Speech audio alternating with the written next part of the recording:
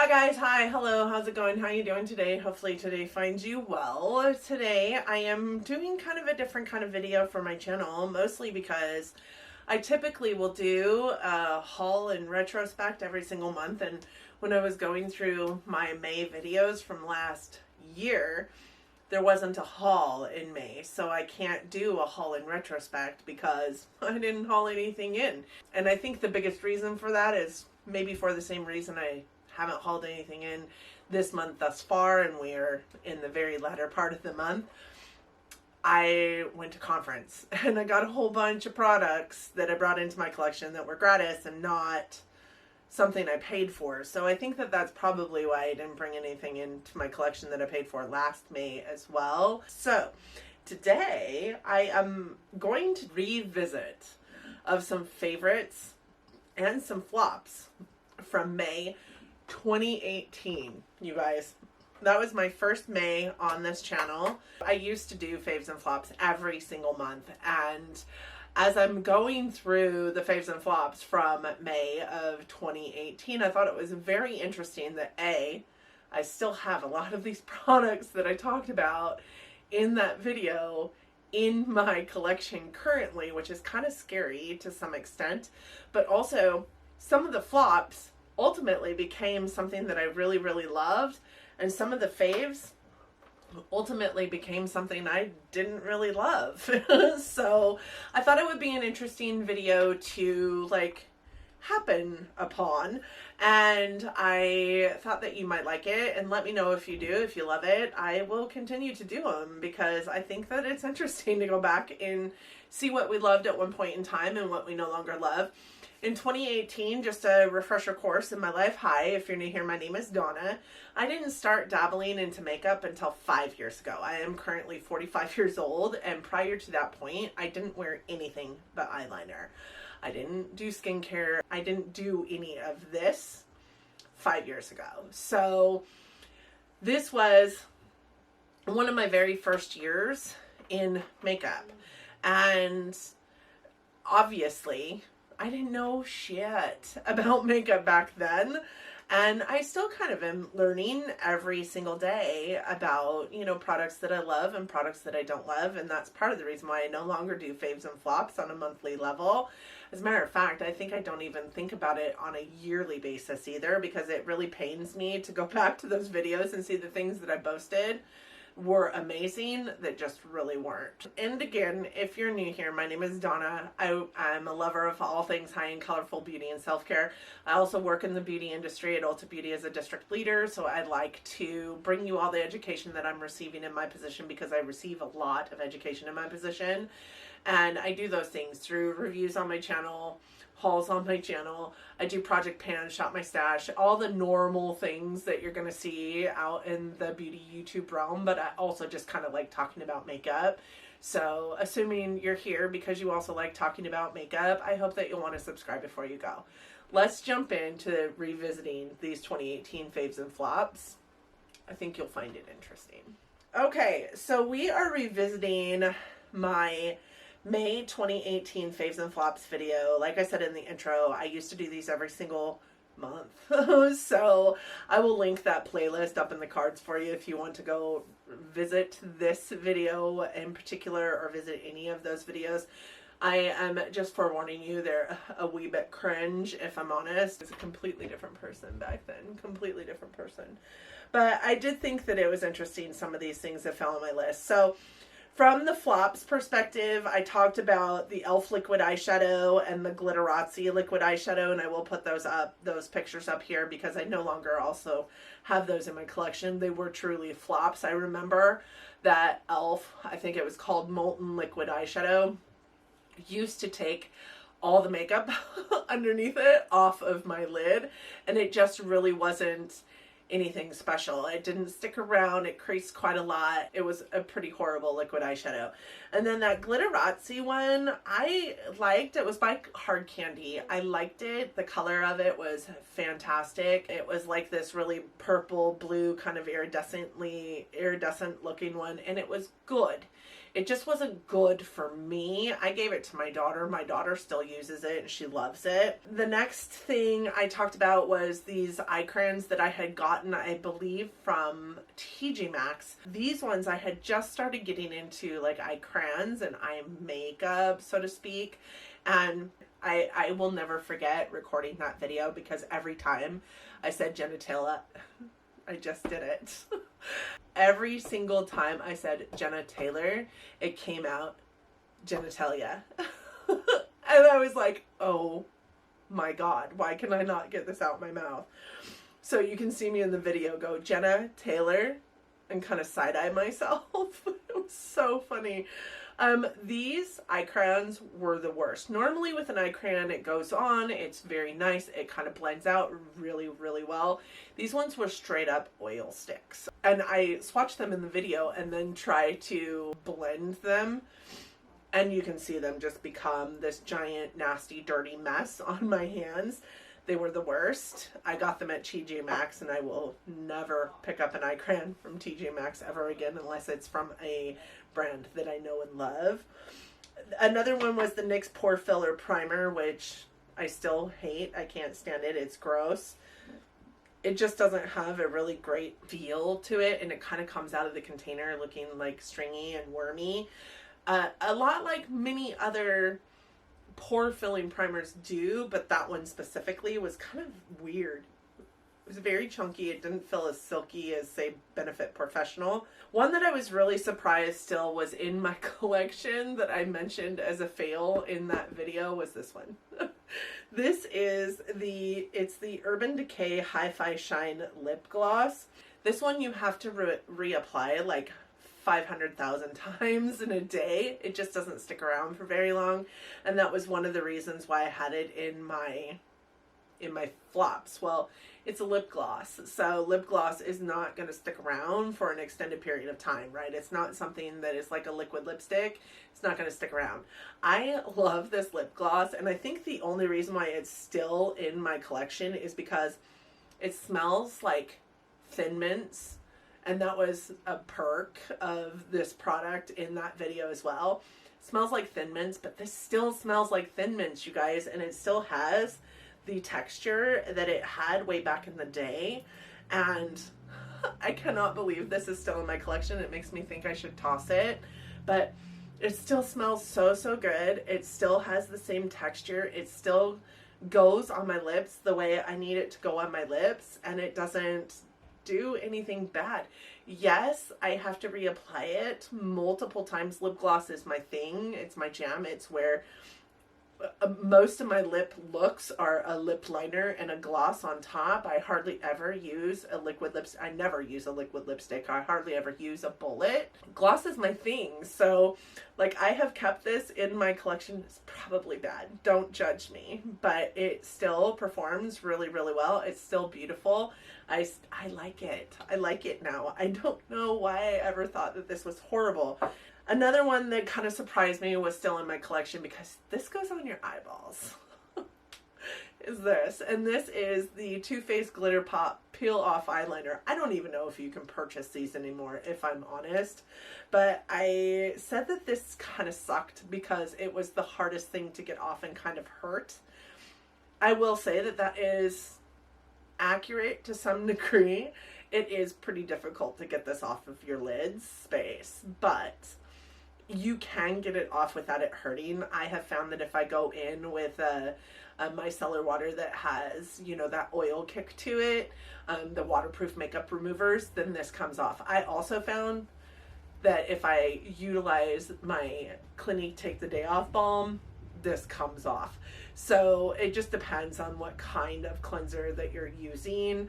And I do a 2-step cleanse system, whereas back then I was not. The reason it is still in my collection is because I do open it and use it very, very sparingly. It goes on my eyes as like a topper more than it does go like clear into like the corners of my eyes or like anything like that. And it does work. It works so good. I cannot believe it's still in my collection. Again, oh my god, I cannot keep a hold of this. Again, don't judge me, but this is actually something I kind of like these days. There's that. I'm glad to have it. The last thing that was in my flops that really kind of surprised me, and I no longer have the one I was talking about in this video, but I no longer have it because I used it and then I bought more, like a lot more. So the Fenty Beauty Glow Gloss, you guys, I put in that video as a gloss that I hated. What is wrong with me? Like, this is one of my favorite gloss formulas. Honestly, I just bought this one in Sweet Mouth because everybody's talking about it. I have 3 full size that are the regular Glow Gloss. I have 3 minis that came in a set around Christmas time, and my camera died, so if the scenery changed, I do apologize for that. But also, I realized when my camera died that my mic wasn't on either. So I apologize for the crappy sound at the beginning of this video, but I think where I ended up was this guy. This is one of the Fenty Beauty Cream lip glosses. It's one of the newer versions of the Glow Gloss, right? Only it's a creamy version. So anyways, where I'm going with this is that tastes change. Seasons change. Like, aesthetic with makeup changes. This, I think, when I talked about it in this video, I do believe I said that I cannot stand the smell of it or the taste of it. I have to be honest, I still really don't like the smell or the taste of it.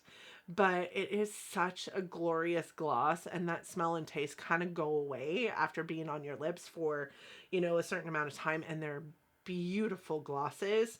So I kind of got over that. So many favorites this month. I have 17 favorite items this month, and this was crazy to me because this was the first time I had talked about some of my absolute 100% ride or die favorites ever. So one of them was Cinema Secrets. Like, y'all know, if you're not new here, I buy Cinema Secrets almost every single Sephora sale because I use it to clean my brushes. I clean my brushes after every single use. I don't like double dip with a brush ever because I'm kind of a germaphobe. That's why I have so many brushes in my collection, so that I can go longer lengths of time without cleaning brushes, because that is the most tedious thing ever on the planet. But Cinema Secrets is still a favorite of mine. It will always be a favorite of mine. I have never found a brush cleaner that I like more. It comes in this giant bottle that you can purchase for like $39, and it lasts me probably 6 to 8 months, this giant bottle. So I don't think that $39 is too much to pay for 6 months of use. It doesn't break down my brushes. I've used e.l.f. brush cleaner. It breaks down my brushes. I've used the IT Cosmetics brush bath, and I don't find that it gets it as clean as the Cinema Secrets. So I've used all different kinds. That's the one I love. And this was the first month that I had talked about that. In addition to that, this was also the first month that I talked about Natasha Denona. So my kids had bought me the Lila palette for my Mother's Day present that year, and this was the first time that I had talked about Natasha Denona in a love mindset versus a Natasha Denona mindset. I was never going to buy a Natasha Denona palette. I was never going to use a Natasha Denona palette, and then my kids bought me one, and I loved it. I fell in love with it, and I still have it in my collection. It still performs as if it did day one. And it's really interesting to me that this was the Faves or Flops that I leaned into to revisit. And this was the first time that I had talked about Natasha Denona on my channel. I also had the Too Faced Papa Don't Peach Blush. I no longer have that in my collection. It did go bad. It got the little like moisture marks on it. At this point in time, I do think that I was keeping my makeup for the most part in my bathroom, or had been for the last year. It did go bad. I was so proud of that Too Faced collection, that peach collection, because that was the first makeup collection that I straight up bought everything in that collection because I just loved everything about it. These days, I don't really like Too Faced. I don't think that Too Faced has a great like formula when it comes to their powder products. I don't buy Too Faced anymore. I might get it in gratis here and there, but I don't buy it anymore because it's just not on my radar. It's not a brand that I 100% love, but I did love that blush. Another thing that I talked about that I also do not have any longer is the Physicians Formula Butter Bronzer. I remember that thing took me 3 years. 3 years to pan, and it wasn't a bad bronzer. I really did like it. I still would purchase it probably. I don't have it in my collection. I haven't had it in my collection for a while. I think the biggest opportunity that that brand has with that specific item is the packaging. The packaging sucks. And because the packaging of it sucked, it made me not want to purchase it again. It just broke way too easily, and it also was way too bulky. So I would purchase it again though, and I'm really happy to say that they now have more shades than they did when I first had that bronzer. But I remember my friend Diana, I talked about this bronzer so much. My friend Diana wanted one but couldn't find one. So I was on the hunt to find her one. And back in that time frame, it was so YouTube famous, like things get when they get TikTok famous these days. I couldn't find it anywhere. So it took me like 4 months to find one for her and send it to her, but I finally did, and she also loved it. But the next couple of things are brow products, the NYX Micro Brow and the Wet n Wild Ultimate Brow. I no longer use those. I don't find that the NYX Micro Brow color really suits me. I think right around the time I started working at Ulta Beauty, I started trying the Benefit products, and since that, I have used Benefit pretty much solely. I do have a couple of NYX brow products still in my collection, but I will tell you, the ones that are in my collection now have been in my collection for so long. I just don't honestly reach for brow products very much anymore because I get my brows, shaped and tinted by an arch expert in one of my stores, and I use the 24-hour brow setter. And that is it for the most part. My brows are pretty natural. I don't typically do a whole lot with them. But then I had a couple of eyeliners. So the IT Cosmetics Superhero Liner, I've talked about this so many times on my channel. It is one of my favorite eyeliners because it's got this really cool shape that just kind of sits in your fingers pretty perfectly for putting on a wing. It's really stark black. It's really matte, and it doesn't go anywhere, which I wholeheartedly love about that eyeliner. And I have repurchased that a lot, but I'm currently sitting on about 20 black liquid eyeliners, so I don't need to purchase any more anytime soon. And then I had a gel liner on here too, which was the Smashbox Always On Gel Eyeliner. And I have to be honest, I have so many of the Smashbox eyeliners because they really are a favorite for me. I really like them a lot. I feel like they go on your lower lash line and they really stay. I have not been able to find a pencil version of the Always On anymore, which really kind of makes me sad because I don't know that I would love a retractable version of it. Part of the reason why I like the pencil ones is because you can sharpen them and get a really sharp line out of them. I don't 100% love retractable eyeliners. Lip liners, sure. Eyeliners, no. But those are some of my favorites. I even like those more than I like the Urban Decay. Still, to this day. I had the Stila Glitter and Glow eyeshadows on here too, which I like. I just also hate. I'm not a glitter person anymore. I maybe used to be, but I have to be honest, I don't remember ever loving glitter, if I'm being 100% honest with you. But I think that these were so hyped up and so pretty that I also fell into the, I need to hype these up, I need to make sure everybody knows my love for these trap, because I have never really loved glitter. It goes all over your face, and the Stilas are no different. Like, they go all over the place, and I ain't got time to be picking glitter off my face for the next century that was on an eyeshadow, you know, 14 years ago. So I like them, but I also don't like them. If they would stay on my lid and not like fall out throughout the day all over the place, I would love them, but they just don't do that. So I also have on here Bare Minerals Complexion Rescue.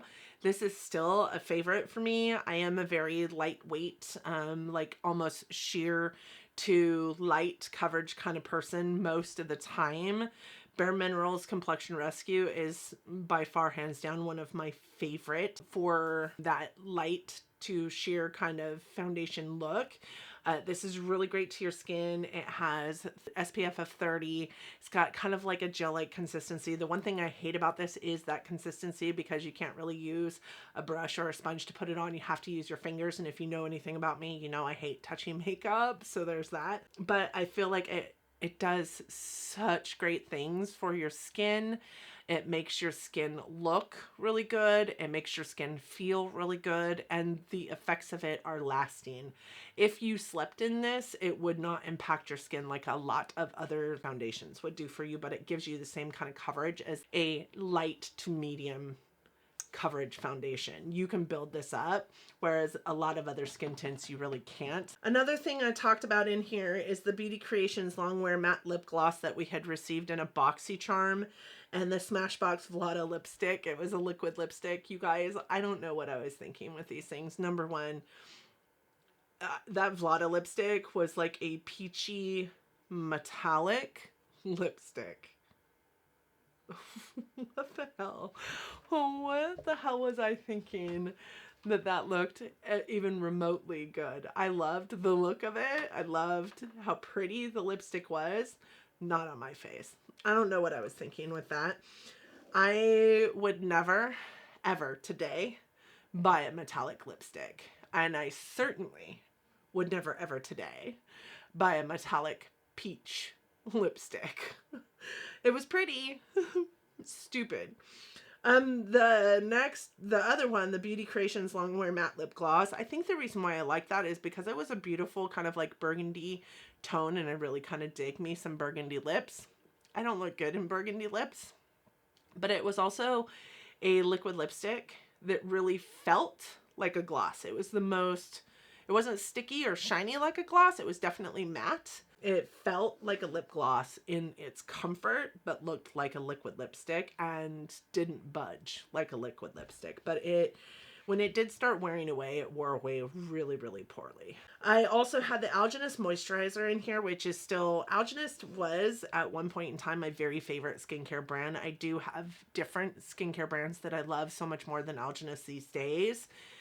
Because it is a portion of the education that I get in my job, but it's also something I lead in my job. So I have a wealth of knowledge in skincare these days. I got that moisturizer at TJ Maxx. I really did like that moisturizer, and I really do think that moisturizer was the catalyst for me bouncing into other moisturizers that I just love so much more, but that wouldn't be my favorite anymore. Okay, the last 4 things are things that I have in my collection still. So I'm not as ashamed of these as I am those liquid products that we talked about earlier, because powder products last forever. But the first one is this. It's MAC.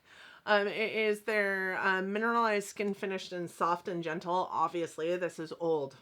So old. The packaging, so old. This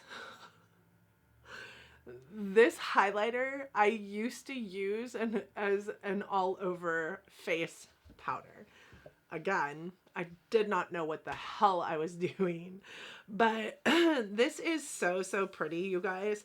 I do think that this probably maybe has seen better days, but I also think, like, when it comes down to it, it's just such a beautiful, natural highlight in my collection, and it still performs the absolute way I need it to.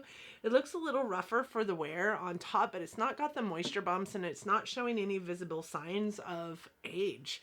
So, but when I touch it, it's not as silky as I remember it being when I first brought it into my collection. But when I boasted this as something that I loved, I was using this all over my damn face. But it is still a favorite for me, but it's a favorite for the purposes that it was meant to be for. Another one that I have on here, this was also the first month that I had ever talked about Fenty. I think this was the month that Fenty had come out, honestly. Or maybe the next month. I know I tried Fenty foundation when Fenty launched. It launched with, you know, 50 shades of that Pro Filter foundation. I hated that foundation. So I was just super stoked to have something that I loved in the collection. The one thing that, you know, according to this video, I hated the glosses. But the one thing that I did love was the Kilowatt highlighters. So I have the Fire Crystal and Lightning Dust Duo. And I don't know if you guys can see this, but this one here has pan. Can you guys see that? It has pan, and it's the only highlighter in my collection that has pan. This is a beautiful, well, now you can see it more, so I'll show it to you again. This is a beautiful, beautiful Stark highlight that I absolutely fell in love with and could not put it down. It's still a favorite for me. I hope you can see that pen now. But it's still a favorite for me. I pull for this actually still quite frequently. It is the only highlighter in my collection that has pan because it is the only highlighter that I cared enough about to use every single day when I first got it. And then I have two palettes on here. So Huda Beauty Desert Dusk, Colourpop My Little Pony. These couldn't be the most polar opposite. This one is a really beautiful color story. And I think in that video, I talked about how I love everything about this palette, except for one shade, and I'll go over that in a second. But another thing that I really hate about this palette that I didn't mention in that video is this. This is a glitter. Again, I hate glitters. This is a kind of a loose-ish glitter in this palette. This shade right here is the most grippy, the most lackluster, the worst pigmentation, worst stain powder purple I have in my collection. Yes, it looks real good there. And it also looks really good in a swatch. But when you put it on and try and get through your day, like, it just blends away. While I didn't know that when I purchased this palette, this is pretty consistent for Huda Beauty, if I'm honest. Her formulation is nothing if not inconsistent, but she comes up with some of the most beautiful shadows and the most beautiful textures I have ever encountered. So I do have quite a bit of Huda in my collection. I will continue to probably have Huda in my collection. Like, this won't be going anywhere. It's a palette that I can't say anything about how it performs right now because I don't know how it performs right now, but I would love to get this back on my eyelids because I forgot how beautiful this was. And then the last one is this, the Colourpop My Little Pony. And I got this in a BoxyCharm, but I have to be honest, this really speaks to my 12-year-old self. Maybe not 12, my 8-year-old self. I loved My Little Pony. I loved the Care Bears, My Little Pony, Barbie. Those were the shit to me. Hello Kitty. Y'all know I still love Hello Kitty. But when this popped up in my BoxyCharm, I was nothing but thrilled. This color story, also really pretty. These three in an eye look stunning. These three in an eye look beautiful. Some of them don't really speak to others. This is a palette I still obviously have in my collection, and I think it's still in my collection for the nostalgia factor, if I'm honest. I don't pull for this palette anymore. I don't even think about this palette anymore, if I'm honest. It cracks me up that some of the stuff fell where it fell in this Faves and Flops video, but I encourage you, please go watch my Faves and Flops video, and if you would like me to continue to do these, I would love to. It was kind of like a blast from the past, like really thinking about how much I've grown in not only my makeup artistry, but like my makeup aesthetic. And what I love and what I don't love. Thank you guys so much for watching this video. I do hope that you enjoyed it. And I hope that if you did, you want to give it a big thumbs up, subscribe before you go. If you do that, let me know. I'd love to say hi. How you doing? Welcome to the fam, personally, in the comment section. I hope that this month is treating you all kindly. I hope that you and yours are well, that you're great, that you're sound, that you're healthy, that you're getting along as best you can in this world that we're living in today. As normal as it is becoming, it's still a little abnormal, right? But I just hope that you all are loving each other, but loving each other from afar. And until next time, bye friends.